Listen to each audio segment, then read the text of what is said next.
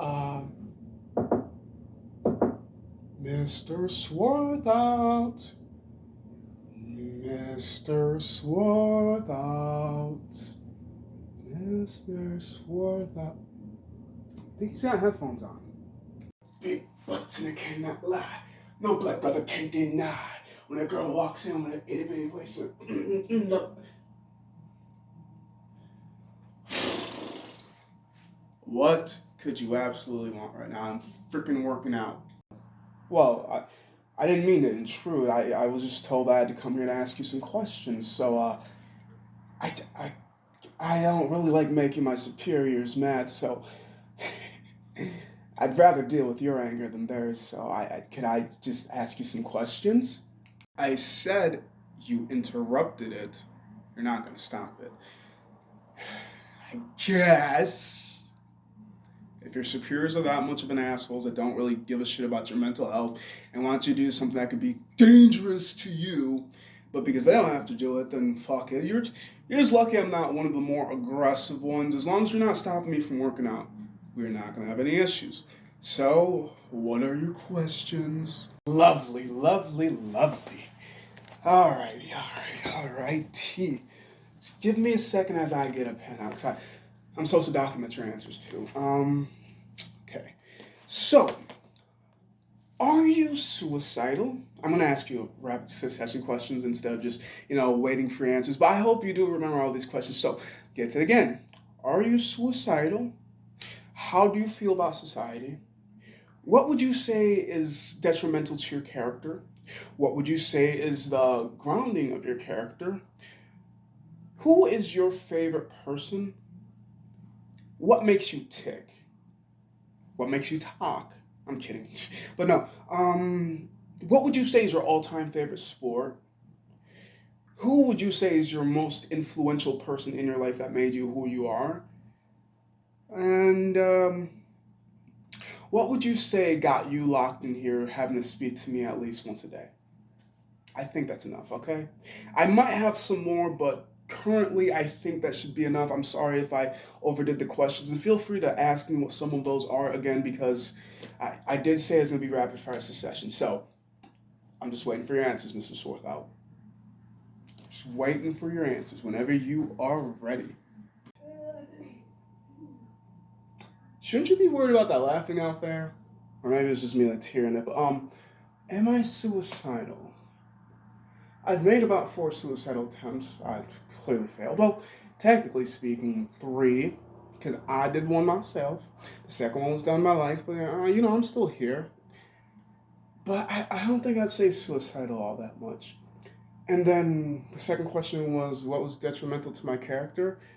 Society, I would say, more or less, because they don't do a lot about teaching of you and what makes you, what makes you tick, what makes you happy. So I grew up learning from the examples of more or less of people that are quote unquote normal, but the way that I internalized things, the way that I saw the world wasn't quite how people would consider normal, which I feel like is why most people call me weird, people call me strange, people...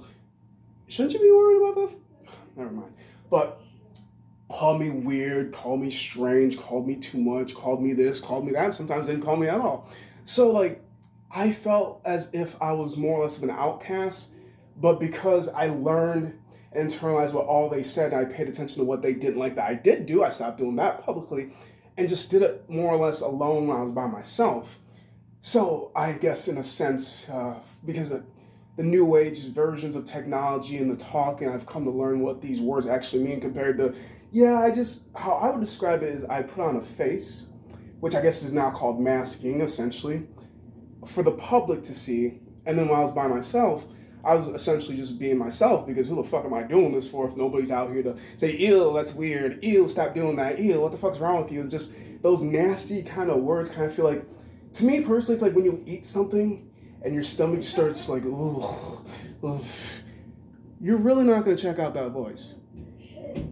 All right, I guess you guys are at least staffed enough for you to just stand here and not even be concerned whatsoever about that laughing. But this made me feel nasty and weird, so I just stopped doing that in public for that purpose. So I would say, like I said, what's detrimental to my character? More or less society, but I wouldn't say it's a character. Well, yeah, because Ethan is a character.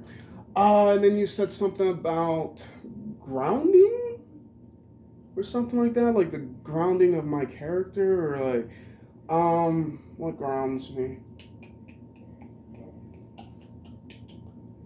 Um, I would say I've gotten more into reading. I do love to try to look at something and figure it out, like people in a sense. I consider people books. Um, I do like working out. That's I would consider that one of my big things. Heck, even other people would say because I do get fat sometimes, just not always, but I do get fat. But I still like to work out. Love it, not like. Poetry is another love of mine. Women, yes and no, but like I question as the days progress if I just love women because I was indoctrinated, ingrained to, brainwashed to, if I just truly love women. I just look at the female anatomy and I look at the male anatomy, I'm like, yes, of course I'm gonna love the anatomy, but I look at the brain of the male and the female, I'm just like, what the fuck do I need? Like a butch woman? Like, do I need a, what the fuck's wrong with me? Because I feel like the female body with the male brain, yes. The female body with the female brain, oh hell no. Oh hell no. But does that make me heterosexual? No. Does that make me homosexual or does that just make me a complicated person? I'm not really getting it. Like, I'm not saying I'm homophobic or anything like that. I'm just saying that I love the female anatomy. Mwah! They could have not done any better with it. But sometimes the female brain with the over legitimizing the, oh, you must be hanging out with your hoes. Oh, you must have said that to your other girlfriend. I'm just like, what? Why are you even saying that, bitch? I don't even like you half the time. Why the fuck would I be out here trying to find another bitch? Not to argue the fact that I did used to cheat, but after I fixed that about me, it's just like as soon as a girl says, oh, you must have said that to your other hoe, I'm like, okay, I'm leaving you then. Because like, what would make you want to say that? Like, I could understand that you had a rough exes and this and that, and you possibly have some unresolved relationship trauma, but talk to me about it. Like, don't just be so defensive. Like, talk to me about it.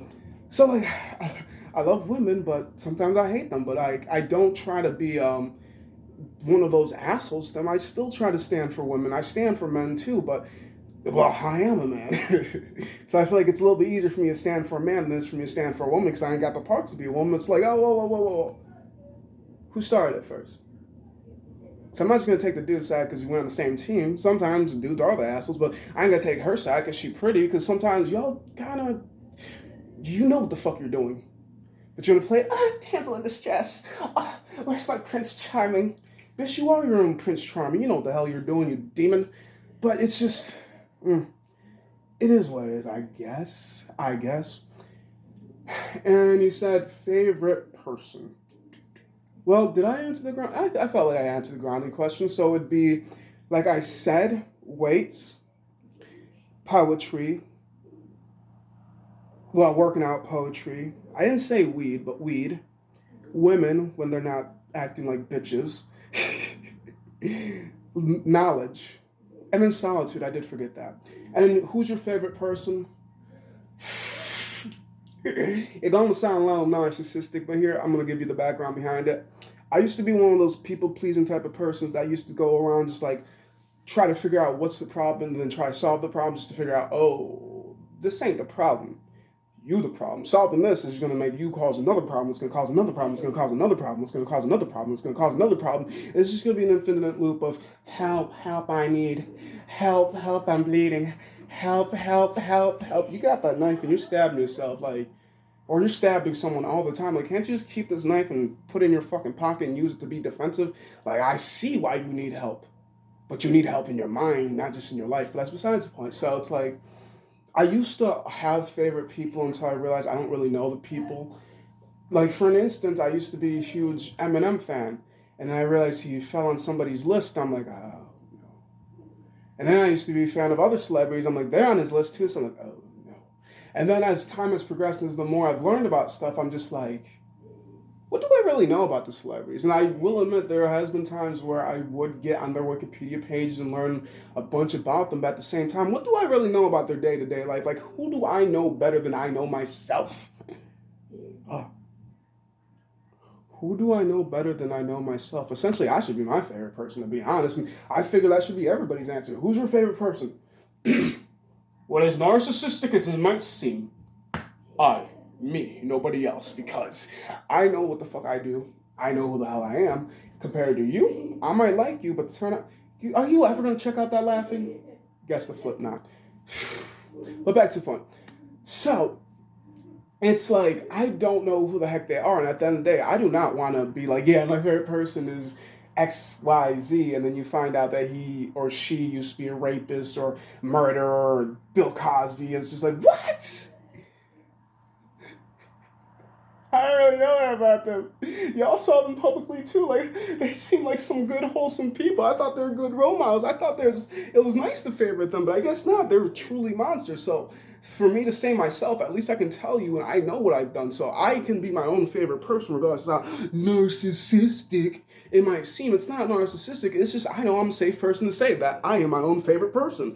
Because if you hear me in the news, it's gonna be, oh my gosh, she spent $1 million on the orphans. Oh my gosh, she spent $1 million on the homeless. Oh my gosh, she spent 1,000,000 hours on helping people. Like, what makes me tick? Not gonna answer that question. Because I feel like there's some questions I'm more than happy to. There's some questions I'm not going to. So, not gonna answer that question. I don't even care if your superiors yell at you. Find a freaking different job. Clearly, I can't find a different domain to be in because I'm freaking stuck here. But at least you can leave, so that's going to be the advice I give to you. If one of the answers of the freaking 10 damn questions you asked me isn't answered and they're going to be pissed off, especially for as lengthy as I've been with these, then you need a new job. But whatever. He said, what would you say is your all-time favorite sport? All-time favorite sport. That is a stupid question. That is a stupid question. It is clearly football. But as the Americans would love to say, it's called soccer. Um, Let me give y'all a little bit of history. That's not going to be all that correct because I don't remember all that well and blah this and blah that. But like, it was called football way before the Americans and the British ever adopted it and changed the name to soccer. And for the fact that they call it soccer is just for them to be a-holes or just to be different. For sakes, America literally is basically Britain's little snot-ass sibling, or like maybe their offspring that they don't want to deal with, back to the point. So, of course, they're going to say it's called soccer because they want to be so different, but at the same time, if you pay attention to the English language, there's a lot of other languages. Like, English is just that girl that got gang banged and nobody wore a condom from all those different languages, and we're just like, we're not quite sure whose kid it is, but yeah, it's English. That's what it is. And also, I'd like to always say that America's kind of like the melting pot of the world because if you stop and think about it, regardless of how racist divide that we may be as a country, or maybe the news might try to perceive us to be, we literally could find any and every single race up in this bitch, aside from those that are like indigenous islanders that don't even have the technology to have planes quite yet. Aside from that, you could literally find every fucking race up in this bitch. You can find a Portuguese, you can find a Portugal, you can find a Japanese, you can find a Chinese, you can find a Haitian, you can find a South African, you can find a Kenyan. America is essentially Wally World because you can find anything up in that bitch. Literally. But they still want to be like, my race has been in yours, my race has been in yours. Nah, motherfuckers, without all y'all, this bitch wouldn't even be so good. But no, they want to say, we run the supreme. No, you don't. No, you don't. Without all of us, this shit wouldn't be shit. It wouldn't be, but nah, nobody wants to listen to me. And so yeah, football is my favorite sport. I wasn't going to say soccer because I don't want to give them that win. I'm going to give them the win for the most blended place to be at. But that's about it. So football is my favorite sport. Who has influenced me the most? I don't really know. Like, I'm definitely a lot of a self-influence. I did watch a lot of movies. I didn't read as much books as I should, but heck, I'm only 24. I got time to read books. It's just finding a book that's interesting enough. I was reading a black psychology book, but my biggest issue when it comes to influencers, I don't remember their name. I don't, and I don't even try to practice to remember the names. But I have been influenced by, I would guess to say, anybody that speaks with an intellect kind of like mine, if not far superior than mine, and it comes from the super intelligence or just the intelligence or hyper intelligence or hyper focus, when they start acting like that, any characters that you can think of, I more or less gravitated towards them because I wanted to listen to them, because I'm like, oh, that's kind of how I think to a certain extent, to a certain degree, like, because some of them are maniacal, like Lex Luthor. I kind of enjoyed his mindset a little bit. I know he's a fictional character. Hannibal Lecter, another fictional character, but I did enjoy his mindset. um But then again, now I think about it, it doesn't matter essentially who I say, because, like I said, most of my influencers were essentially people off of movies and TV shows, so they're even playing a character, and it's not even if I said the actor or actress's name that I could say, oh yeah, they influenced me because they're playing a part that was typed up by XYZ, and I don't even know who the writer is of it. So essentially, would my influencer be more or less the person that wrote the script compared to the person that's speaking the lines? I don't really know. So I would say myself yet again. I know what the chance of it being sounding and seeming narcissistic, but I'm the one that chose to make the decisions that I did make, with hearing from those that I did enjoy their mindsets, but it didn't mean I was trying to copycat any of them. Like, I promise you, I would absolutely hate my life if I had Lex Luthor's money and power and just, like, being bald and getting all those pretty women, but like, why would I be fighting Superman? I don't know. Like, I just liked his mannerism, the way he's talked, the way he just kind of seemed like, And then Hannibal Lecter. It's just the fact that he basically knew everything and outsmarted everybody. Like, this man, oh my gosh. Actually, I can say I've liked a lot of Anthony Hopkins, which is the person that plays Hannibal Lecter, just in case you guys didn't know. I've liked a lot of his work, even if he wasn't playing Hannibal Lecter, to be honest. So, like, that one I can say I like the actor and the portrayal, because it didn't matter who he portrayed that person and the super superiority mind complex, and that's just what I like. I don't know why, but I do. So I gravitated towards more, regardless of what TV show I'm watching, regardless of what movie, regardless of what video game. Like, I like that type of mindset. So like I said, I guess that would be my most influential person, even though, like, there are people that I've taken some snippets off of and put onto me. Clearly, I feel like that's what every great person does. Because to say that everything that I think is the best thing to think, no, no, no. To say that I always have the best thoughts, no, no, no. To say that I'm always going to be the best leader, no, no, no. And because I'm aware to be able to say that all the time, that I can't always be the best leader, I think that's what makes me a good candidate to be a leader. Because once I feel like I can't be a good leader anymore, it's just like, it's your turn. Compared to some people that just want to grasp and hold on, like, I ain't never gonna let go of my haters. No, no, no. Remember how great I was 20 years ago? Remember how great I was 3 years ago? Remember how great I was, and never forget, even though I'm tarnishing it with every new line, every new year. Remember how great I used to be instead of how great I'm continuing to be. Ladies and gentlemen, we only care about consistency.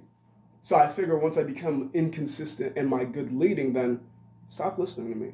Clearly, who I used to be and who I currently am are not aligning as it is, but most people don't think about it like how I do. In a sense, I would figure when your elderly person gets Alzheimer's and their mind goes so, you're loving them essentially for their body, for who they used to be, their essence, the memory of them that you have. And you don't necessarily realize it, but I do, because you know damn well that's not them. That is not them. This is not what ABC would do. Because I want to use a name that accidentally be an elderly name, because there's so many elderly names. Like, what's a young person's name? This is not what James would do, because I feel like they're not old enough to quite be elderly, because I've never met an elderly person named James. But this is not what James would do. James wouldn't play in his poop. James, my dad. James, my protector. James, the hunter. He was never like this.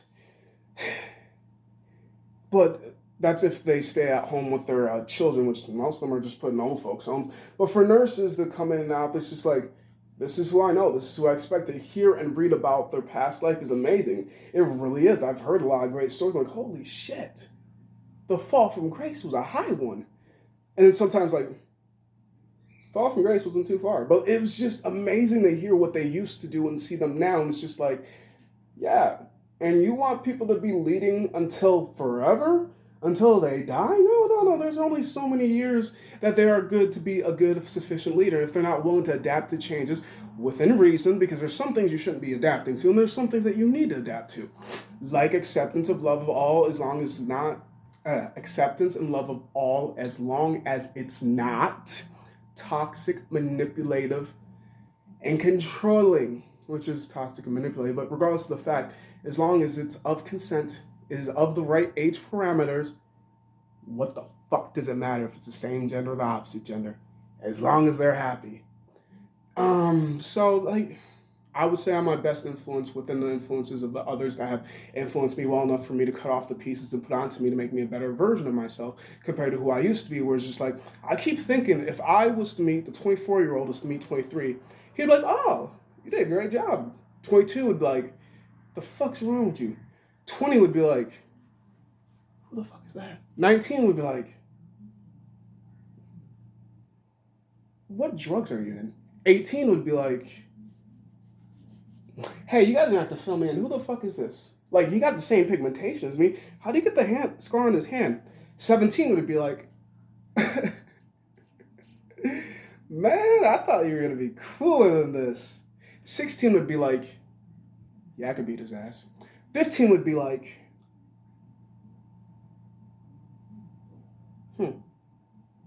we made it this long? Shouldn't we have been dead at 18? The fuck? You said you were gonna kill yourself at 18. 14 would be like, nice scars. 13 would be like, why am I even fucking here? 12 would be like, hey, nice lineup of me. Damn. 11 would be like, and down wouldn't really give a shit because I didn't really become aware of myself until 12. Like, when I was very young, I looked at my hands and blah this and blah that, and I asked those important questions. But after a while, I felt like I just kind of blended in and it was just taking autopilot in a sense. So, like I said, I would be and mark myself as the most and best influential person in my life. And then what got me here? I think it's my over honesty. I don't know why, but people don't like when you tell the truth, but they hate when you fucking lie. So what am I to do as a fucking honest guy? Apparently you're supposed to use this thing called discernment, and I don't know what the hell that means because my parents were oversharers. I've learned to undershare at certain occasions, but if it's my time to be me, then I'm going to be me. And that's going to be a full essence of whatever that is in this current moment. Like, for the fact that I am stuck here with you, I'm going to just be me. But if I had to be out in judging or in court or anywhere out too far where people are just like, I'm going to hold you in contempt of court. Put this straitjacket aboard. Yeah, this baby's fucked up. Kill it. Then I'm going to just be myself because like you can't really do much aside from just tell me, stop that. Get away from here. Okay, officer, fine. I'll fucking calm the hell down. I didn't realize I was being all that bad. Why y'all being so mad? What were you guys taught? You guys weren't taught to de-escalate? Neither was I, but I learned how to. That's because the world wasn't taught how to deal with me, so I had to learn how to deal with the world. But, did I answer all your questions correctly? Well, I don't know what the correct way to answer them is, but did I answer all your questions? That's all I'm really wondering, because you had a lot. I'm surprised I remember them. I'm really, really surprised I remember, because like I said, you had a lot.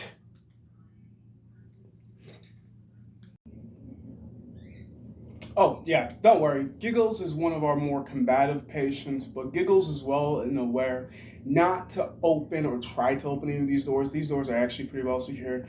Believe it or not, I know it looks like a standard wooden door, but this is a safe and secure facility for the fact that, one, we don't want you guys to escape.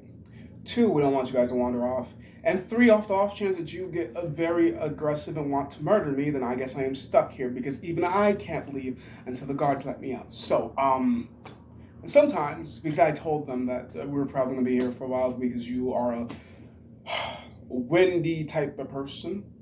You like to fucking talk, and I'll tell you what, this wall is fucking up my back. I wouldn't be surprised if I got in. At least you answered all the questions before I said that. But, well, it wasn't directed towards you. It was just like, it was around you, not at you. I remembered what you said. But you already answered my question, so I already got into your head.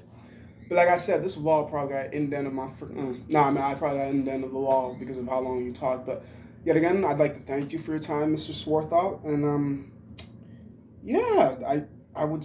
Well, I think you said what influenced you the most. But either way, I feel like for as lengthy as your answers are, my superiors should be happy. If they say that you're not an easy client, but you do have a lot of money to you, and that's why they're willing to keep you, because to damn with it. The money's too damn good to let you go. So thank you, Mr. Swarthout.